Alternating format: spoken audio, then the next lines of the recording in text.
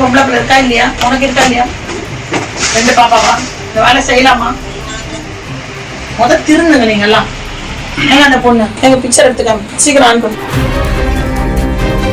இது முன்னாடிக்கு வரல. அப்ப இதுக்கு முன்னாடி என்ன பண்ணிருக்க?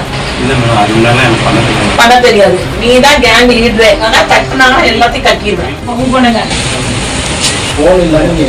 நீ அப்புறம் ஒழுங்கா போக மாட்டா வெளியே. எங்க வச்சு நீதான் கீழே போன் பண்ணாங்க ஓனருக்கு. நீதான் நீ ஊர்ல ஒரு பெண் கொண்டா பார்க்கக்கூடாது. உனக்கு ஏன் சேலம் ஆட்டுறேன்.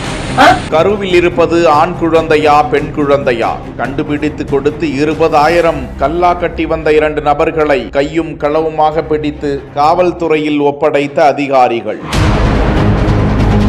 தமிழகத்தில் கர்ப்பிணி பெண்களுக்கு வயிற்றில் இருக்கும் குழந்தை ஆணா பெண்ணா என கண்டறிவது சட்டப்படி குற்றம், கைது நடவடிக்கை எடுக்கப்படும் என தமிழக அரசு உத்தரவிட்டிருக்கும் நிலையில் சேலம் மாவட்டம் ஆத்தூர், கள்ளக்குறிச்சி ஆகிய பகுதிகளில் சில இடங்களில் வீட்டிற்கே ஸ்கேன் எந்திரத்தை கொண்டு வந்து இது போன்ற சோதனை நடந்து வருவதாக தருமபுரி மாவட்டம் மருத்துவம் மற்றும் ஊரக இணை இயக்குனர் சாந்திக்கு தகவல் கிடைக்கிறது. அவர்கள் தீவிரமாக கண்காணித்து வந்த நிலையில் தருமபுரி மாவட்டம் தலைவாசல் அருகே மணிவிழுந்த வடக்கு புதூர் கிராமத்தில் ஒரு கர்ப்பிணிக்கு இது போன்று வீட்டிற்கே ஸ்கேன் எந்திரத்தை கொண்டு வந்து சோதிக்கிறார்கள் என தகவல் கிடைக்க அப்பகுதிக்கு வந்து இணை இயக்குனர் சாந்தி தலைமையிலான குழுவினர் கண்காணித்துக் கொண்டிருந்தனர். அப்போது அங்கு வந்த 2 நபர்கள் கர்ப்பிணி பெண்ணிடம் 20,000 ரூபாய் பணம் பெற்றுக்கொண்டு சோதிக்க முயன்ற போது அவர்களை கையும் களவுமாக பிடித்து நடவடிக்கை மேற்கொண்டனர். தொடர்ந்து அவர்களை தலைவாசல் காவல்துறையினரிடம் ஒப்படைக்க விசாரணையில் கள்ளக்குறிச்சி, பனைமடல் ஆகிய பகுதியை சேர்ந்த